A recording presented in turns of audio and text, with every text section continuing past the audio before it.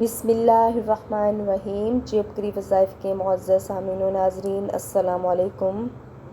اللہ تعالیٰ کے پیارے نام یا ودودو کی اس ویڈیو کو لازمی لائک کریں اور جیب کری وظائف کو لازمی سبسکرائب کریں۔ آج کا یہ عمل انتہائی مجرب عمل ہے۔ یہ عمل ان بہن بھائیوں کے لیے ہے جو آپس میں دل میں محبت پیدا کرنا چاہتے ہیں۔ میری وہ بہنیں جن کے آپس میں ہسبینڈ وائف کی نہیں بنتی، یا شوہر بیوی کے دل میں یا بیوی شوہر کے دل میں محبت پیدا کرنے چاہتی ہے، تو وہ اس عمل کو لازمی کریں۔